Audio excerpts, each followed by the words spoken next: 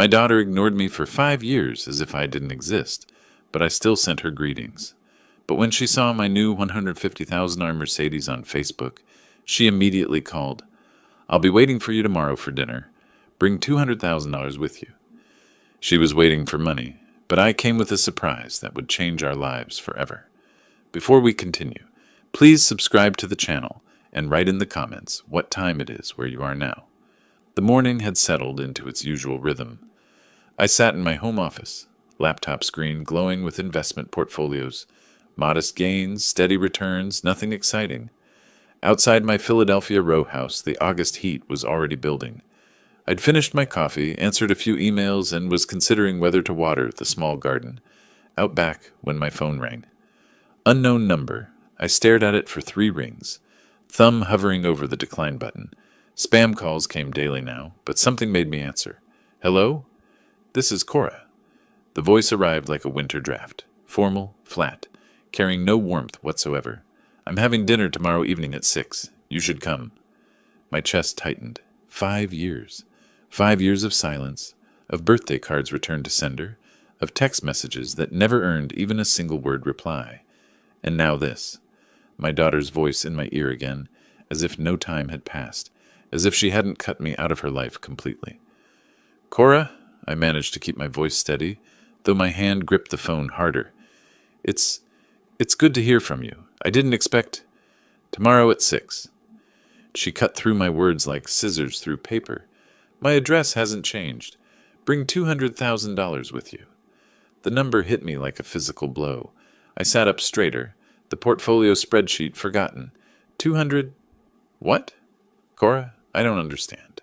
Why now? Why... It's not complicated." Her tone suggested I was being deliberately obtuse. "Tomorrow, 6 o'clock. Don't be late." The line went dead. I sat there, phone still pressed against my ear, listening to silence. Slowly, I lowered it to the desk. My hand was trembling, not from my 67 years, but from the sheer audacity of what had just occurred. $200,000. Demanded as casually as someone might request I bring a bottle of wine. I stood, legs unsteady, and walked to the kitchen. My coffee sat where I'd left it, now cold. I poured it anyway, held the mug with both hands, and moved to the window overlooking my backyard. The small patch of grass needed mowing. The tomato plants I'd started in spring were heavy with fruit. Normal things. Mundane things. Things that made sense. Nothing about that phone call made sense. 5 years ago, everything had fractured. I'd sold my construction company, 43 years building it from nothing into something solid and respectable. The sale price was substantial. I'd been generous, I thought, given Cora and Stuart $300,000 outright, no strings attached, helped them buy their house, start their life together. It hadn't been enough. The memory surfaced unbidden. Stuart standing in my living room, arms crossed over his chest, that smug expression twisting his features. "You sold the company for over $2 million and gave us scraps," he'd said, his voice dripping with contempt. "We deserved half of that, at least." And Cora, my daughter, standing beside him, not defending me, not acknowledging the gift, the generosity, the years I'd spent building something to pass on. Instead, she'd looked at me with cold calculation and said, "Maybe if you'd been fair to your family, we wouldn't have to do this." Do this. As if I were the transgressor, as if expecting gratitude for a $300,000 gift made me some kind of villain. I'd tried to explain. The company sale included debts, obligations, retirement funds for employees who'd worked for me for decades. The $2 million wasn't $2 million in my pocket. But Stuart had talked over me, his voice rising, accusing me of hiding money, of cheating them, of loving my employees more than my own blood. Cora had said nothing more. Just watched me with those expressionless eyes, while her husband dismantled our relationship sentence by sentence. I'd asked them to leave. They'd left. That was 5 years ago. Since then, silence. I'd sent birthday cards, holiday messages, texts asking if we could talk, if we could find some middle ground. Nothing. Each message a small humiliation, a reminder that my daughter had chosen money over me. And now this. I set down the coffee mug and moved to the living room bookshelf. The photo album was where it always lived. spine worn from years of handling. I opened it carefully. Cora at 5, gap-toothed and laughing, riding on my shoulders at the park. Cora at 18, cap and gown, diploma held high, her smile so wide and genuine. Cora at 29, wedding day, white dress flowing, looking at Stuart with such hope. When had that hope curdled into this cold transaction? I pulled out my phone again, opened the message thread with her name. 5 years of one-sided conversation stared back at me. Happy birthday, sweetheart. Hope you're doing well. Merry Christmas. Would love to hear from you. Thinking of you today. Miss you. Each one a monument to rejection, a testament to silence. I placed the phone face down on the coffee table. My hands wanted to shake, but I wouldn't allow it. I picked up the cold coffee and drank it anyway, using the bitter taste to center myself, to push through the storm of emotions threatening to overwhelm my composure. I needed to think. I needed to understand. What had changed? What triggered this sudden contact after 5 years of nothing? Why exactly 200,000? Why tomorrow? The morning sun climbed higher outside my window. I sat in my chair, the photo album still open on my lap, and forced myself to breathe slowly, to think clearly, to not react, but to analyze. Finally, I reached for my laptop, opened Facebook, something I rarely bothered with anymore. Logged in to check something that was nagging at the back of my mind. My profile loaded. There, at the top of my feed, was the post from yesterday. The photo I'd taken in a moment of simple pride. My new Mercedes S-Class, silver and gleaming in my driveway. The caption, treating myself after some successful investments. Life is good. I stared at the screen, at the view count, at the list of who had seen it, and there, among the names, Cora Fields. My breath stopped. The timestamp showed she'd viewed it multiple times. Yesterday evening, 6 p.m., 7:15, 9:43. 3 separate visits to look at my car, my caption, my small moment of satisfaction. This morning, she'd called. I took a screenshot, my fingers moving automatically while my mind processed what this meant. The timing wasn't coincidence. It couldn't be. 5 years of absolute silence and less than 24 hours after I posted a photograph of an expensive car. My phone rang with demands for money. 24 hours, I said aloud to my empty house. That's all it took. One picture of a car, and suddenly, I'm worth calling after 5 years. The Mercedes had cost me $150,000. A splurge, yes, but I'd earned it. Decades of careful investing, of living modestly while building wealth, slowly and deliberately. The car was beautiful, comfortable, a small reward for patience and discipline. Cora had seen it and calculated. Calculated that if I could afford that car, I must have liquid assets. Calculated that I was weak enough, lonely enough, desperate enough for her contact that I'd comply with any demand. Calculated that she could snap her fingers and I'd come running with my checkbook open. The realization cut deeper than the original phone call. This wasn't a change of heart. This wasn't regret or reconciliation or even basic human decency. This was predatory. She'd seen an opportunity and moved on it with the precision of someone circling wounded prey. I closed Facebook and opened a new browser tab, typed Pennsylvania Estate Law Inheritance Rights, then Irrevocable Trust Structures, then Disinheritance Legal Requirements, Pennsylvania. My construction business had taught me many things. One of them was to do thorough groundwork before any major project. Another was that professionals existed for a reason. You didn't wire your own electrical systems or plumb your own buildings. You hired experts who knew the codes, the regulations, the pitfalls. I needed an expert now. My desk drawer held business cards accumulated over years of contracts and collaborations. I flipped through them until I found what I wanted. Margaret Chen, attorney at law. Chen Law Associates. I'd used her for business contracts, for the company sale paperwork, for a few property disputes over the years. She was sharp, discreet, and didn't waste time on pleasantries when work needed doing. I studied the card, rehearsing in my mind what I'd say. The estrangement, the sudden contact after 5 years, the demand for money, my suspicion about her motives, and my desire, no, my need, to protect what I'd built, to send a message about respect, about family, about consequences. If she thinks I'll just hand over money because she snapped her fingers, I muttered, pulling my phone closer. She learned nothing. Nothing from what happened 5 years ago. I dialed the office number. 2 rings. Chen Law Associates. How may I help you? The receptionist's voice was pleasant, professional. This is Harley Fields. I kept my tone level, businesslike. I need to speak with Margaret Chen today if possible. It's urgent, regarding estate planning and family matters. A pause. The sound of keyboard clicks. Ms. Chen has a full schedule today, Mr. Fields. Could we arrange something for next week? Please tell her it concerns restructuring my will and potentially establishing a trust. I made my voice firm but polite. Today, I can work around her schedule. One moment, please. Hold music played. I stared at Cora's photograph on my phone screen. The wedding photo, years old. Her smile wide and genuine. When had I stopped seeing my daughter in that smile? When had it become just a stranger's face? Mr. Fields? The receptionist returned. Ms. Chen can see you at 4 this afternoon. Will that work? I'll be there. Thank you. I set the phone down carefully. 4 o'clock. That gave me several hours to prepare, to organize my thoughts, to gather whatever documentation Margaret might need. I looked at the computer screen, still showing search results about estate law. Looked at my phone, at the Facebook screenshot. Looked at my hands. Steady now, no tremor. You want to play this game? I said quietly to Cora's photograph. Fine. But this time, we play by my rules. The hurt was still there.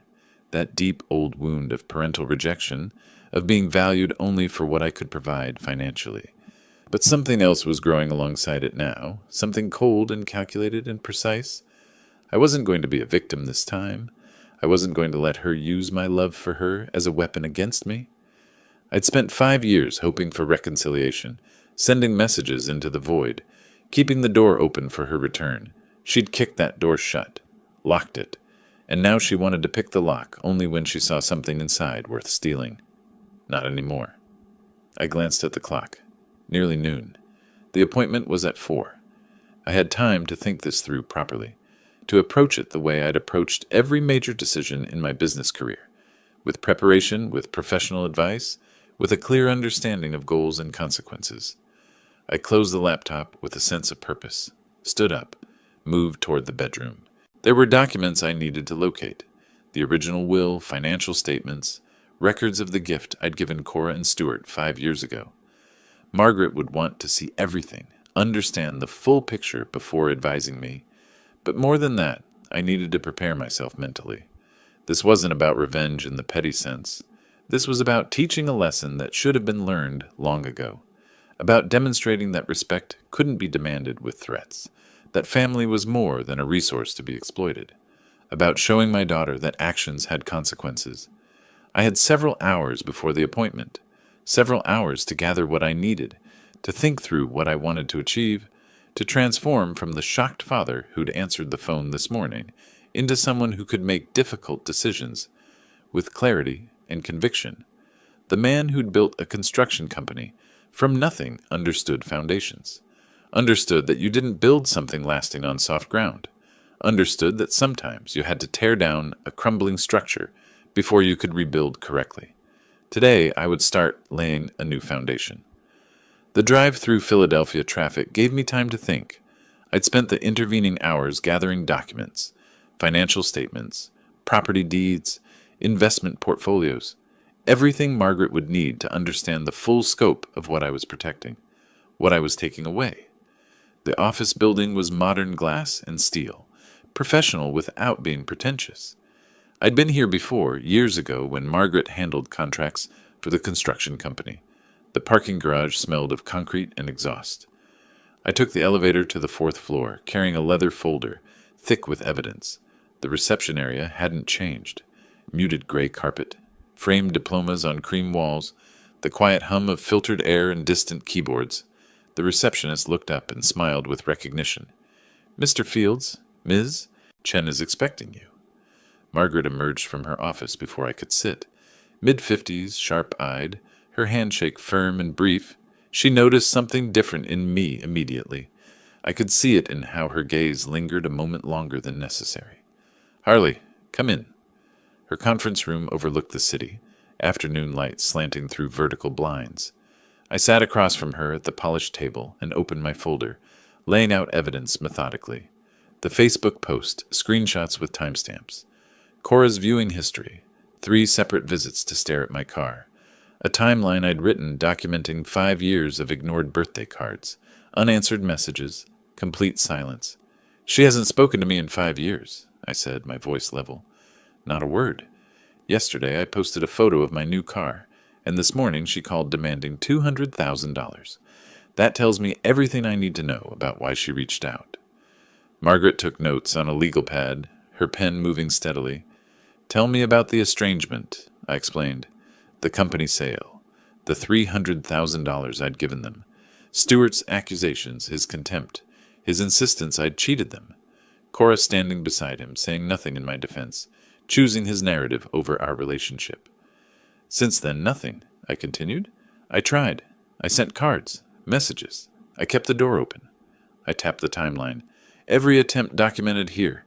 Every rejection. Margaret studied the papers without speaking for a long moment. When she looked up, her expression remained professionally neutral, but something in her eyes suggested recognition. She'd seen this pattern before in her estate planning practice. What do you want to do, Mr. Fields? I want to create a new will. The words came easier than I had expected. I want to disinherit Cora completely. Everything I have, approximately $1.8 million in assets, goes to the Construction Industry Veterans Support Fund instead. Margaret set down her pen. Mr. Fields, I need to ask this clearly. Are you certain about this decision? Disinheriting your only child is legally valid, but it's permanent. Once you present this to her, there's no walking it back. I've had 5 years to think about what family means, I said. She made her choice then. I'm making mine now. She nodded slowly, pulled a legal pad closer. If she contests this, she'll likely claim undue influence or diminished capacity. We need to document that you're acting voluntarily, that you understand the implications, and that your reasoning is sound. Then document it. I want this ironclad. I leaned forward slightly. I'm not punishing her. I'm protecting what I built from someone who only sees it as money she's owed. Margaret stood and walked to her bookshelf, returning with a thick Pennsylvania state law reference. She opened it to a marked section, turned it toward me. Pennsylvania law gives you testamentary freedom, she explained. You can disinherit adult children, but challenges are possible, so we make it bulletproof. Her finger traced down the page. We'll include a detailed recital of your reasons. The more specific we are about your relationship history and her conduct, the stronger the will becomes. And you're certain about the charitable beneficiary? The Construction Industry Veterans Fund. I didn't hesitate. Those people built their lives with their hands, just like I did. They deserve support more than someone who can't see past a dollar sign. She made notes. We'll also include a no contest clause.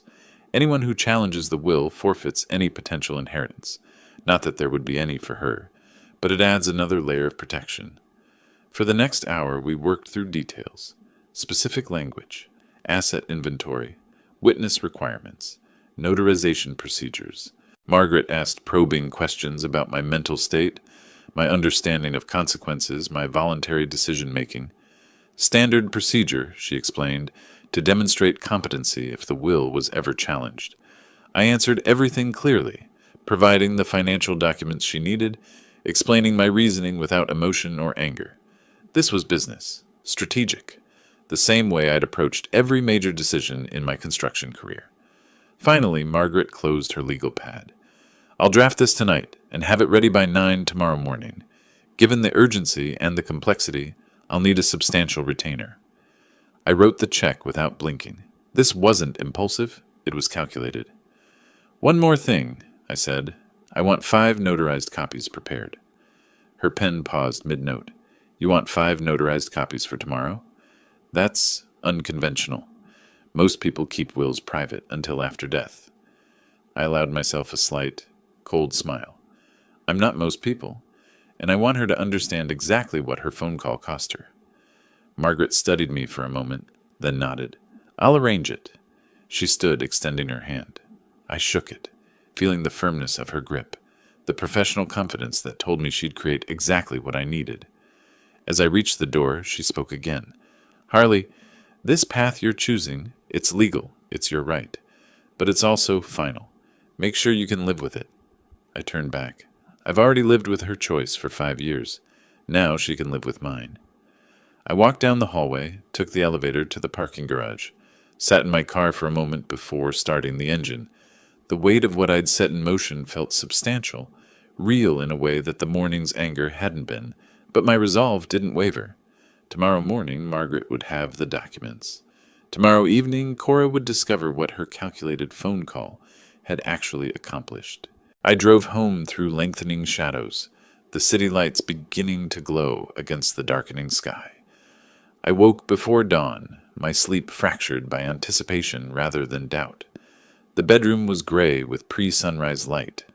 I lay still for a moment, feeling the weight of what today would bring, then rose and moved through my morning routine with deliberate normalcy. Coffee, shower, shave. I dressed carefully, dark jeans, a pressed button-down shirt, nothing flashy. I wasn't trying to impress anyone, just maintaining dignity. My phone showed an email from Margaret, sent at 7:30. Documents ready for pickup.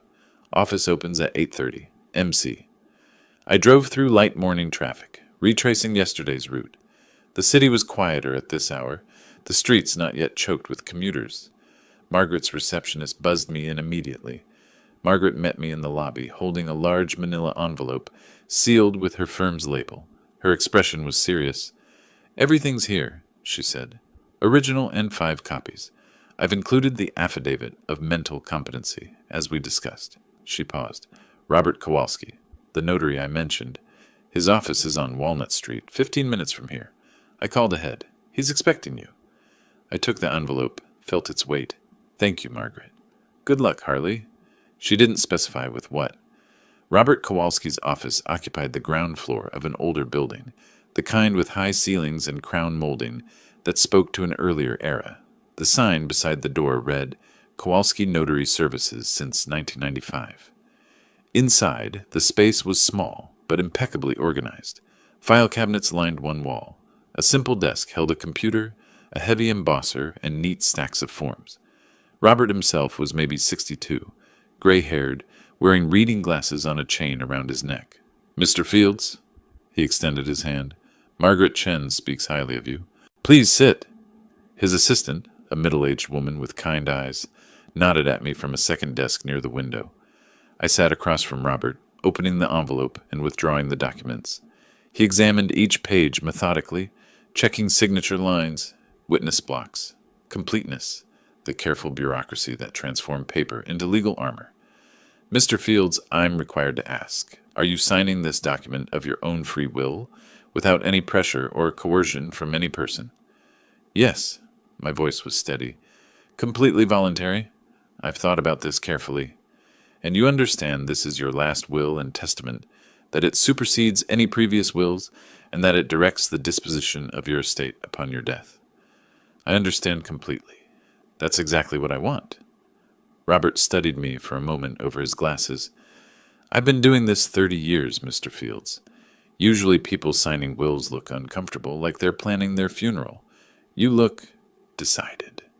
I allowed a slight humorless smile. "That's because I'm not planning my death. I'm planning something else entirely." He nodded slowly, turned to his assistant. "Linda, we'll need you as witness." The process was formal and precise. Robert positioned the first document, the original, in front of me, indicated where to sign. I wrote my name clearly, dated it. Linda stepped forward, added her signature, and printed name as witness. Robert did the same. Then his notary seal, a heavy embosser that created a raised impression, the distinctive mark of authentication. He applied it carefully, added his signature, filled in the official certificate. "5 copies as well?" Linda asked, glancing at the stack. "Yes," I confirmed. We repeated the process 5 more times. 6 signatures total, each one deliberate and clear. 6 notarizations, each seal pressed firmly into paper, transforming drafts into official legal instruments. Robert's assistant spoke as she signed the 4th copy. "You requested 5 additional notarized copies. That's unusual for a will. Most people just need the original." "I have unusual circumstances," I said. "I need to make sure certain people understand exactly where things stand." When we finished, Robert stacked the documents neatly, slid them back into the envelope. I paid his fee in cash, I'd come prepared, and received a receipt. "These are now official legal instruments, Mr. Fields," Robert said. "Keep them secure." "I will."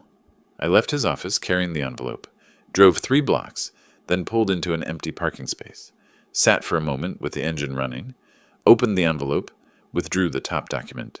My signature, the notary seal, raised and official, the date, today, the words, "I hereby disinherit my daughter, Cora Elizabeth Fields, for reasons fully detailed herein." 5 years, I said aloud to my empty car. It took her 5 years to call, and 24 hours to lose everything she thought she'd inherit. I closed the envelope, secured it in the leather portfolio I'd brought specifically for this purpose. Drove home through mid-morning traffic. The afternoon stretched ahead. Hours to wait before evening, before the dinner invitation she'd issued so casually, so confident I'd arrive with money in submission. I showered again, taking my time. Chose my clothes, the same dark jeans, a different shirt, this one blue. Casual, but not dismissive. I wasn't dressing for her approval, just for my own sense of appropriateness. At 4 o'clock, I made coffee, but didn't drink it. Paced my living room. Checked the portfolio again, confirming all 6 copies were present, properly organized. At 5, I decided to leave. Better to arrive early than to sit here counting minutes. I placed the portfolio carefully on the passenger seat of the Mercedes, the car that had started all this, gleaming silver evidence of resources she'd decided to claim. Walked to my front door, paused with my hand on the knob. My home. Modest, comfortable, paid for. My sanctuary for 5 years while she maintained her silence. I looked back at the living room, the bookshelf with its photo albums, the quiet order I'd built. Then I walked out, locked the door behind me, and got in my car. The drive to the suburbs took 40 minutes. Traffic was lighter heading out of the city. I navigated familiar roads, though I hadn't driven them in years. Her address hadn't changed, she'd said. I'd never been to this house, purchased after our estrangement, but I'd looked it up online, knew what to expect. The sun was lowering, painting everything in amber light. I drove with the portfolio beside me, carrying 6 copies of her inheritance, all of them zeros.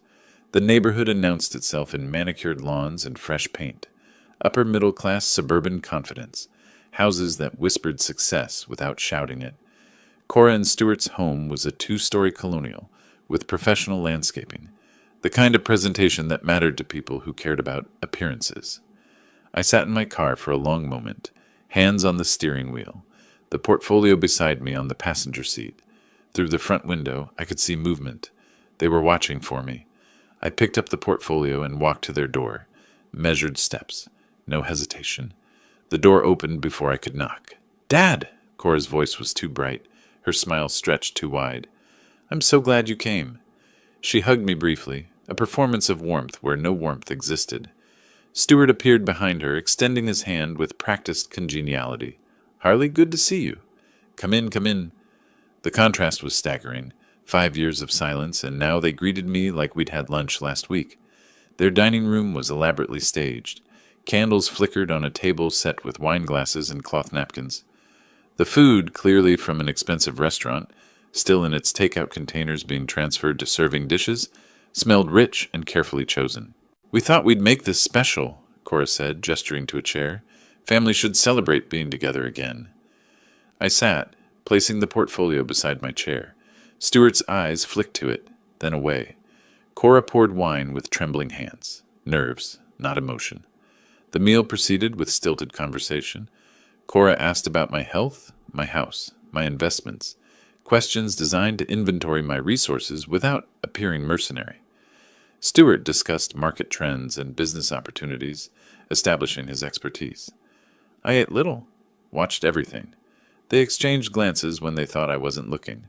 Silent communication, rehearsed coordination. After the main course, Stuart leaned back with calculated casualness. "Harley, I wanted to run something by you. There's an incredible investment opportunity that's come across my desk." His voice shifted into salesman mode, smooth and confident. Residential development in a growing market. The returns are projected at 18 to 22% annually. Really solid fundamentals. We need to move fast, though, he continued. The window closes this week.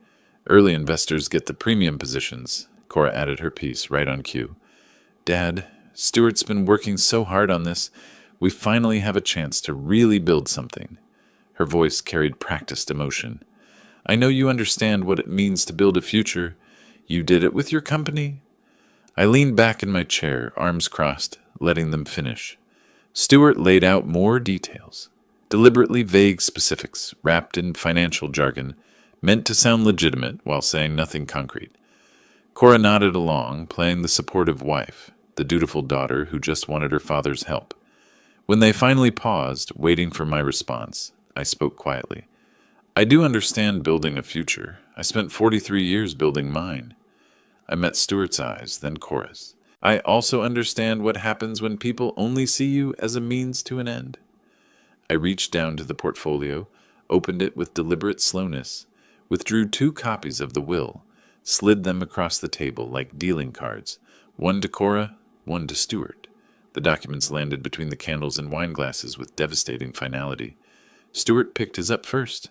I watched his face transition. Confusion, comprehension, fury. He stood abruptly, his chair scraping loudly against the floor. What is this? His voice rose.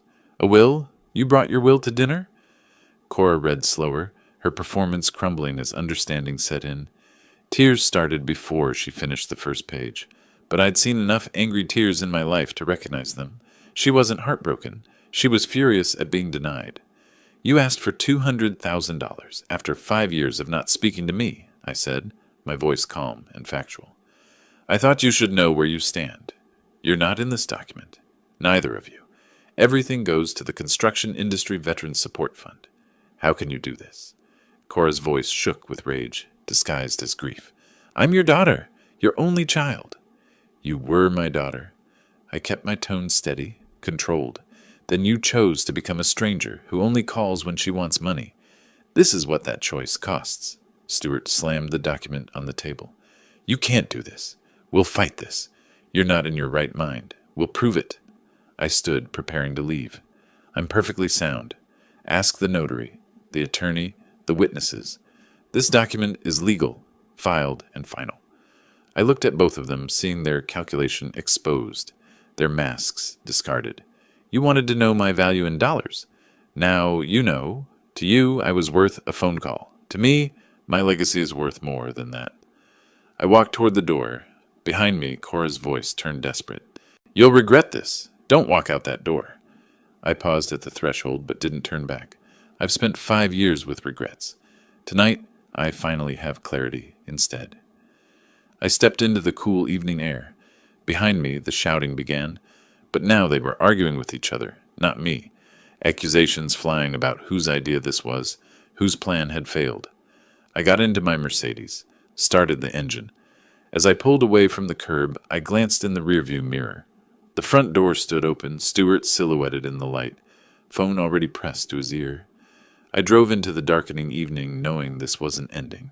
This was just beginning. My phone woke me before dawn, buzzing insistently, vibrating against the nightstand in the gray pre-sunrise light. I lay still for a moment, awareness settling in slowly. The phone kept buzzing. I picked it up. The lock screen was filled with notifications. 6 missed calls from Cora. 3 from Stuart, several from numbers I didn't recognize. Text message previews scrolled down the screen. Too many to count. The war had begun while I slept. I set the phone down and went to make coffee. Showered. Dressed. Established normalcy before engaging with the attack. I'd expected this. They were panicking, and panicked people made mistakes. At my kitchen table with my laptop, I began documenting. Took screenshots of everything before opening a single message. Created a folder labeled Evidence. Then methodically, I started reading. Cora's early texts alternated between tearful apologies and furious accusations. Dad, please call me. I'm sorry we argued. Can we talk about this calmly? You're my only family. 6 hours later. You're being incredibly selfish. After everything I've been through, you do this to me? Call me back immediately. Stuart's messages were purely strategic. An email with subject line legal action appeared mid-morning. Mr. Fields, your actions yesterday demonstrate either malicious intent or diminished mental capacity. We will be consulting with an attorney about challenging your recent will on grounds of undue influence and incompetence. This can be resolved, or it can become very expensive for your estate. Your choice. I copied each message into a document, noted date, time, sender, categorized them: threat, manipulation, guilt trip, legal intimidation. The construction business had taught me that documentation protected you when people turned hostile. The voicemails were worse. Cora sobbing about family. Stuart's cold recitation of legal options. Cora again, how can you do this to your own daughter? I made mistakes, but 5 years? You're going to punish me forever? That money is my inheritance, from my family. I saved every recording to my computer, created a spreadsheet tracking every contact attempt, date, time, method, sender, message type, content summary. The second day brought more of the same. The third morning brought Cora herself. I was at my kitchen window with coffee when her car pulled aggressively into my driveway. She got out, slammed the door, and stood on my front lawn. "Harley!" she shouted. "I know you're in there. You can't hide from this." I moved to my front window where I could observe while staying uninvolved, pulled out my phone and started recording video. Pennsylvania law allowed recording on your own property for security purposes. I was building a case if I needed one. Cora alternated between crying and yelling. "You're being cruel, vindictive. Everyone needs to know what kind of father does this." Neighbors were noticing. Curtains moved in nearby windows. Then Danny Morrison emerged from his house 2 doors down. Early 70s retired police officer, steady as bedrock. He walked toward Cora with the measured confidence of someone who'd spent decades handling public disturbances. "Miss, I'm going to ask you to leave." His voice was calm but carried authority. "This is disturbing the peace. Mr. Fields is within his rights to not engage with you. If you don't leave voluntarily, I'll need to make a phone call." He tapped his phone meaningfully. Cora turned on him. "You don't understand what he's doing. I understand you're on someone else's property. Shouting." Danny's tone didn't change. "That's enough. Time to go." She got back in her car, but not before a final shout toward my window. "This isn't over. He'll regret this. We'll see what a judge thinks." She drove away, tires squealing slightly. Danny waited until she was gone, then walked to my door. I opened it before he knocked. "You all right, Harley?" His weathered face showed concern. "That was quite a show. Want me to file a report?" "I'm fine, Danny. I've documented everything." I gestured to my phone. "If they escalate further, I might need you as a witness, if you're willing." 30 years on the force. I know how family disputes get ugly." He nodded slowly. "You've got my number. That video you took, keep that safe. Might need it." After he left, I saved the video file to my evidence folder, made a note about Danny's availability as a witness, sent him a brief thank you text, establishing written record of the incident. That evening, I composed an email to Margaret Chen. Subject line: anticipated legal challenge. I attached everything: message screenshots, voicemail transcripts, the video of Cora's scene, my timeline spreadsheet, staying one step ahead. I closed my laptop as evening settled in. For the first time in 3 days, my phone was quiet. No calls, no texts. The silence felt ominous rather than peaceful. Then a notification appeared. One new email from an unknown sender. Subject line: R.E. Fields Estate Matter. Legal representation. I stared at it, thumb hovering over the screen. This was their formal response. The harassment phase was over. The legal war was beginning. 2 days of quiet had passed. I sat in my home office reviewing investment statements, trying to maintain some semblance of routine. When my phone rang and Margaret's name appeared, I knew immediately. "Harley, I received formal notice this morning." Her voice was serious but measured. "Stuart retained Nathan Berkowitz. He's aggressive but predictable. They're filing to contest the will on grounds of diminished capacity and emotional duress. We need to move fast." I felt relief more than anxiety. The ambiguity was over. The fight was now formal, with rules and procedures. "I expected this," I said. "What do we need to do?" "Medical evaluation, psychological assessment, anything that proves you were and are of sound mind. The stronger the documentation, the faster we can shut this down. Can you see your doctor today?" I'll make it happen. What else? I'll prepare our defensive package. But Harley, they'll argue the timing proves this was rash, emotionally driven. We need to show deliberation, careful thought, professional consultation. I called Dr. Stevens' office the moment we hung up, explained the situation briefly. His nurse found an opening that afternoon. The examination was comprehensive.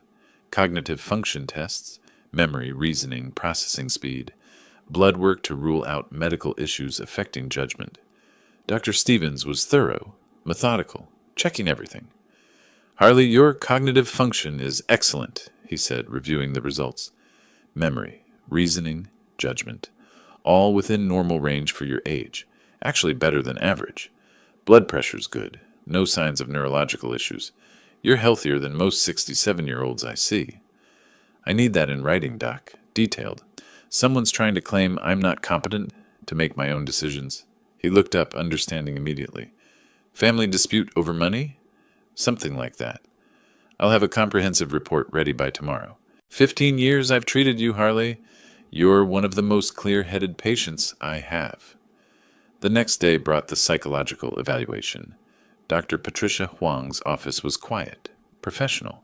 She specialized in elder competency assessments, Margaret had said. 2 hours of testing, mental status examination, decision-making scenarios, emotional state evaluation. Walk me through how you made the decision to change your will, she said, pen poised over her notepad. What was your thought process? I laid it out clearly, organized. My daughter didn't contact me for 5 years. Then she called demanding $200,000 the day after seeing a photo of my car online. That showed me she only valued me as a source of money. I consulted my attorney, considered my options for 24 hours, and decided my assets would do more good supporting veterans than enabling someone who sees relationships as transactions. That's a very coherent, logical progression. She made notes. Do you feel you were pressured into this decision by anyone? The opposite. I was pressured to give money. I chose not to. She asked more questions, probing for signs of coercion, depression, impaired judgment. Found none. By the end, she seemed satisfied. Mr. Fields, you demonstrate full mental capacity and sound decision-making. I'll provide a detailed report confirming that. Margaret reviewed both reports in her office, satisfaction visible on her face. This is solid. 2 independent medical professionals, both stating you're fully competent, combined with the timeline showing deliberation, the consultation with me, the notary process. Their case is weak, but expect them to fight dirty. They already are, I said. The gossip campaign started 2 days ago. Her eyes sharpened. What gossip? I explained. Tom Chen, a former business associate, had called yesterday. Ran into Stewart at a restaurant. Stewart seemed genuinely worried, Tom said. Mentioned I was having difficulties, memory problems, emotional issues. Document everything, Margaret said firmly. If it crosses into defamation, that's another tool we can use. I spent that evening making calls, not defending myself emotionally, just sharing facts. When Tom expressed concern, I was direct. Tom, I appreciate it.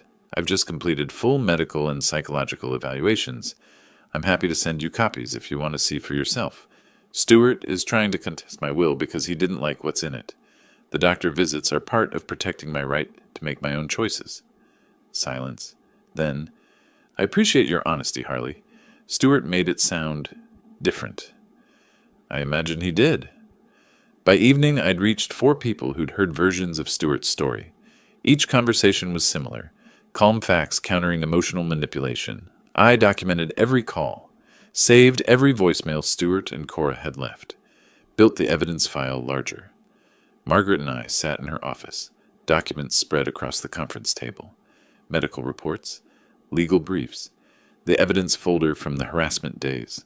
She leaned back, studying the array of documentation. We're well defended now, she said, but they'll keep pushing. What's your next move?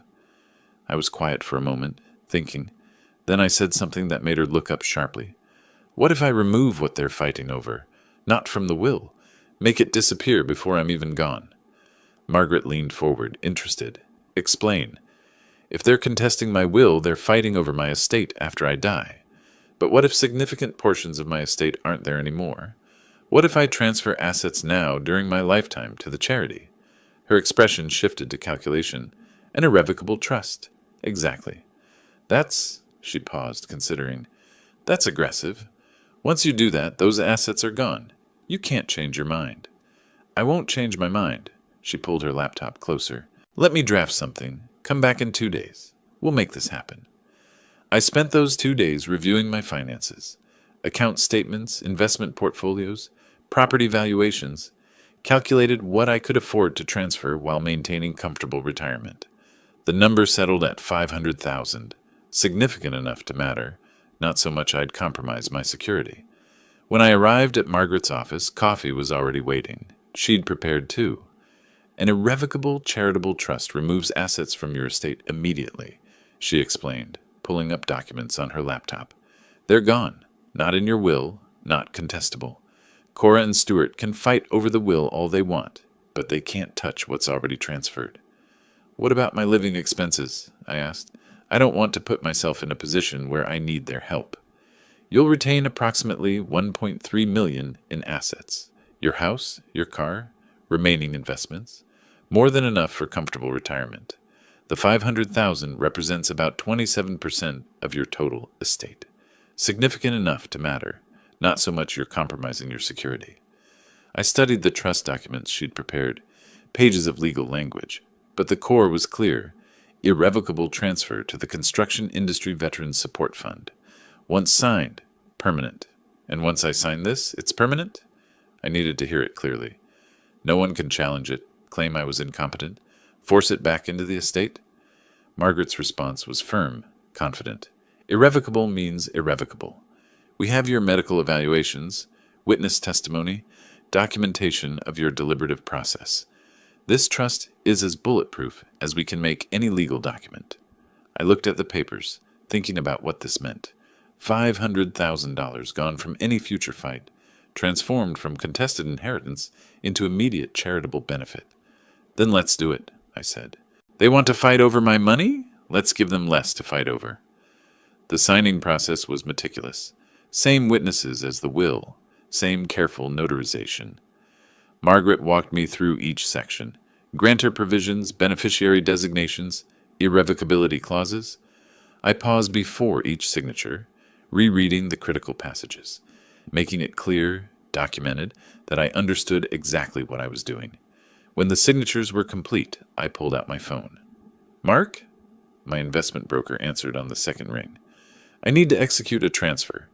$500,000 in securities from my primary investment account to a new trust account. Margaret Chen will provide the account details.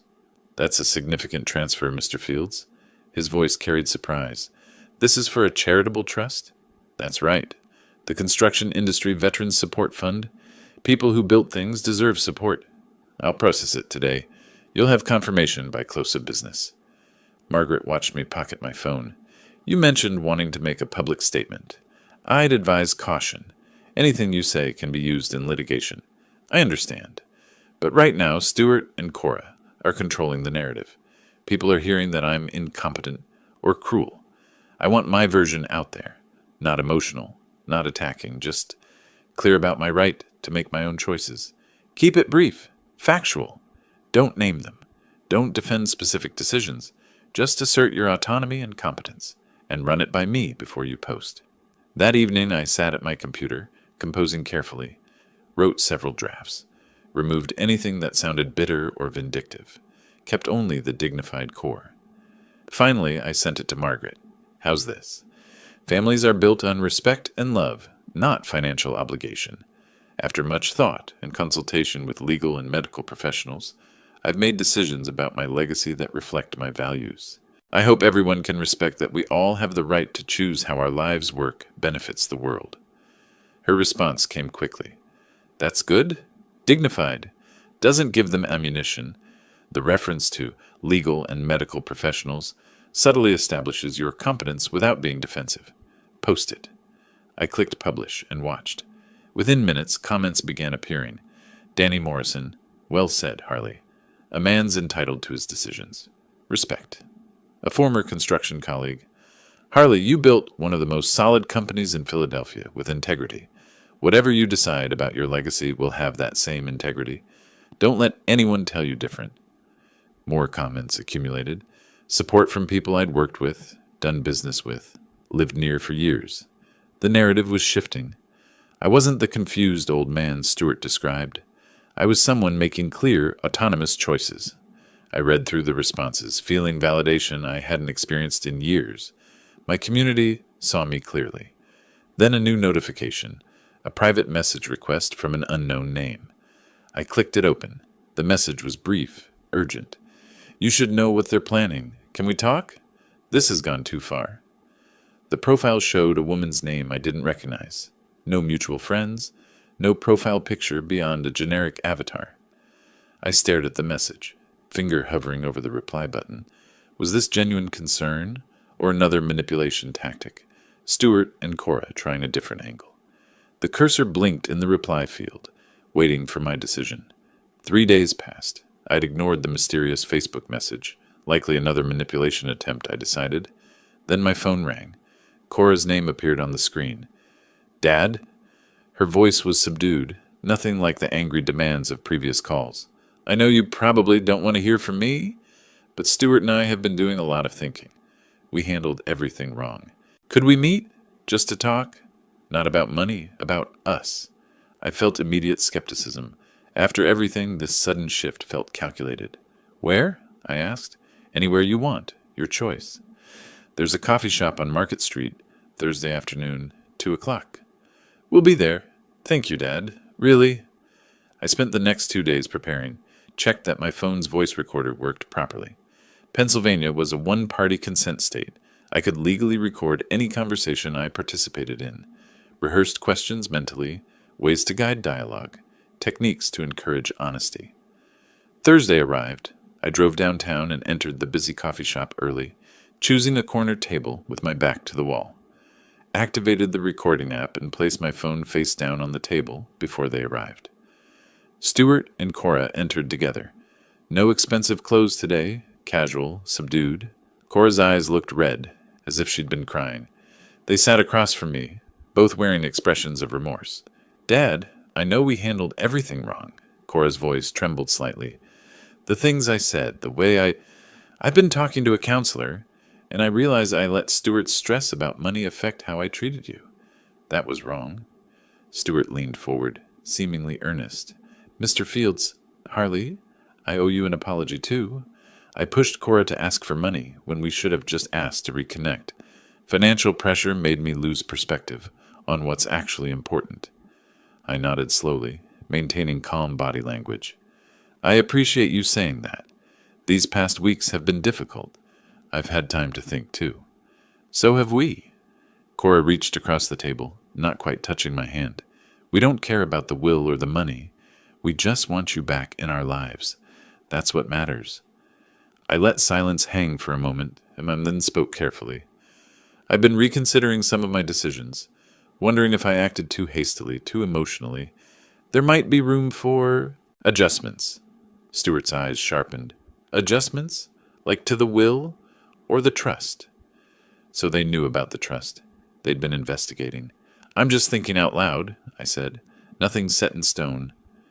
Cora leaned forward, eagerness breaking through her subdued demeanor. Dad, if you did reconsider, we wouldn't need much. Maybe just enough to cover our mortgage, get us stable. 200,000 would change everything for us.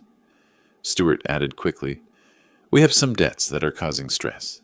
If you could help with those, maybe set up something regular, even just 5,000 monthly, we could focus on rebuilding our relationship without financial pressure hanging over us. I pulled out a notepad, wrote down the figure, tapped my pen thoughtfully. You're saying money stress is preventing you from being fully present in a relationship. Exactly. Stewart didn't hear the trap in my question. Once we know we're financially secure, we can really invest in family time. Maybe Sunday dinners, holidays together. We'd make it work. Cora laughed, nervous, revealing, I'd even tolerate Stewart's parents at Thanksgiving if it meant having you there too. Then more seriously, we'd make whatever effort needed. That's what family does, right? So if the financial piece was resolved, you'd be able to prioritize family. Absolutely. Cora nodded emphatically. That's really what this has all been about. Security. Once we have that, everything else falls into place. Stewart pressed forward. Could we maybe talk timelines? If you were willing to reconsider, how soon could changes be made? We have some payments due next month that are causing anxiety. I'd heard enough. 20 minutes of them discussing dollar amounts, payment schedules, what they'd tolerate for money. All of it recorded, clear, damning. I stood, gathering my notepad. I'll think about everything you've said. This conversation has been clarifying. Cora stood too, desperate edge in her voice. Dad, wait. When will we hear from you? Should we call tomorrow? I'll be in touch. I walked toward the door. Take care. I sat in my car for several minutes, immediately backing up the audio file to cloud storage, emailing a copy to myself. Then I drove home listening to portions of it, verifying quality. Every word was clear. That evening I sat at my computer with headphones on, listening again. Stewart's voice.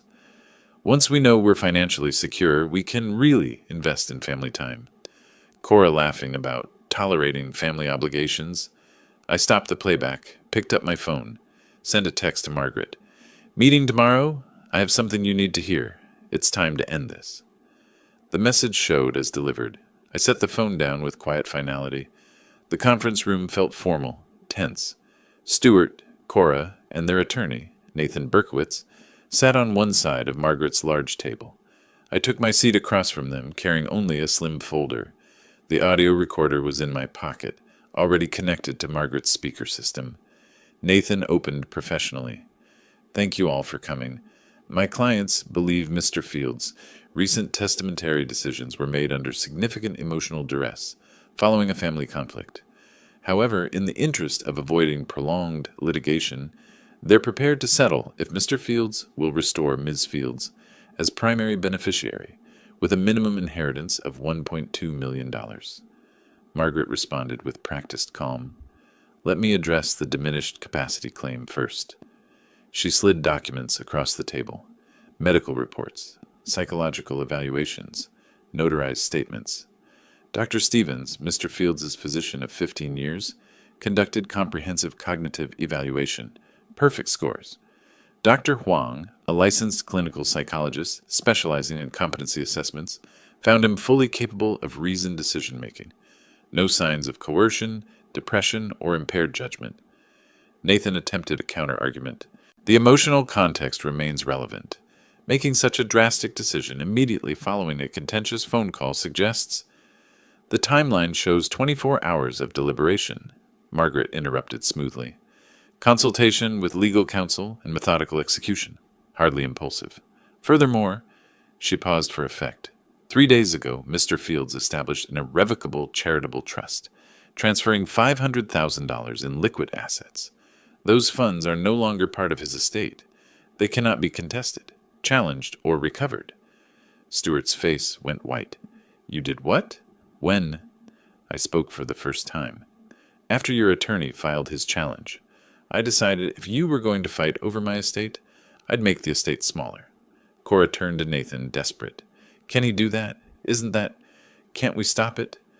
Nathan's professional mask showed cracks. An irrevocable trust, properly executed, is beyond challenge. The assets are gone. Margaret delivered the final blow. There's one more thing. She connected the audio device to her speaker system. Mr. Fields met with your clients 2 days ago. Pennsylvania is a one-party consent state for recording. I think you should hear this conversation. She pressed play. Stewart's recorded voice filled the room. Once we know we're financially secure, we can really invest in family time. Maybe Sunday dinners, holidays together. Cora's laugh. I'd even tolerate Stewart's parents at Thanksgiving. We'd make whatever effort needed. Stewart again. Could we talk timelines? If you were willing to reconsider, how soon could changes be made? I watched Nathan's face, saw recognition, understanding, the professional calculation that this case was lost. The recording ended. Nathan conferred quietly with Stewart and Cora. Their whispered argument was sharp, bitter. Finally, Nathan spoke formally. After reviewing the comprehensive evidence, my clients have decided to withdraw their challenge. We acknowledge Mr. Fields acted within his legal rights with full mental capacity. Stuart hissed at Cora, loud enough for me to hear. You and your tolerating comment. You couldn't just stick to the script. Cora's face crumpled. She looked at me, tears streaming. Daddy, please. This isn't how it should end. I stood slowly, looked at her for a long moment. 5 years ago, you chose money over me. You stopped calling, stopped visiting, cut me completely out of your life until you saw a photo of an expensive car. Then suddenly I was worth contacting, but only with a demand for $200,000. That showed me exactly what I meant to you. I paused, making sure she heard every word. Now you know what that choice costs. I turned toward the door. You'll both be fine. You have each other, jobs, health. You just don't have my money. Live with the choices you made. I walked out, didn't slam the door, just walked away. Behind me, Margaret's voice. Nathan, I'll send over formal withdrawal documents for your signatures. This matter is concluded. I drove home through afternoon traffic. The city looked different somehow, sharper, clearer. I'd spent 5 years hoping for reconciliation, keeping doors open, waiting for my daughter to remember I was more than a bank account. That wait was over. At home, I made coffee and sat in my living room. The photo album was still on the bookshelf. I didn't open it. Those memories belonged to a different relationship, a different daughter. The woman in that conference room wasn't someone I recognized anymore. My phone buzzed. Danny Morrison. Heard through the grapevine things got resolved. Hope you're doing okay. I texted back. I'm fine. Thanks for everything. Another message, this time from Margaret. Well done. You protected what matters. Call if you need anything. I set the phone down and looked around my house. Modest, comfortable, mine. The Mercedes was in the driveway. My investments were secure. $500,000 was already supporting veterans who'd built things with their hands, just like I had. Cora and Stuart would tell their version of this story, I knew. Paint me as cruel, vindictive, a father who chose money over family. But I had the recordings, the documentation, the evidence that showed who chose what. I'd spent 43 years building a construction company. Building required solid foundations, required knowing when structures were compromised beyond repair, required the wisdom to walk away from projects that would only collapse and take you down with them. This was simply another kind of construction, building boundaries, protecting what I'd created, ensuring my legacy went to people who valued effort and integrity. The sun was setting, painting my living room in amber light. I sat in my chair, coffee growing cold, and felt something I hadn't felt in 5 years. Peace, not happiness. There was sadness in this ending, genuine grief for the relationship that could have been, but peace. The clarity of knowing I'd done what needed doing, protected my autonomy, set consequences for behavior that demanded consequences. Tomorrow, I'd call the Veterans Fund, see how they planned to use the trust. Maybe visit some of the programs they ran. Connect with people who understood that building something meaningful required more than entitlement and calculation. Tonight, I just sat in the quiet of my home, free from manipulation, free from false hope, free from waiting for someone who only saw me as a resource to exploit. The legal war was over. I'd won. But more importantly, I'd protected what I'd spent a lifetime building, not just money, but dignity, autonomy, and the right to choose who benefited from my life's work. That was victory enough. If you like this story, please like this video, subscribe to the channel, and share your impressions of this story in the comments. To listen to the next story, click on the box on the left. Thank you for watching,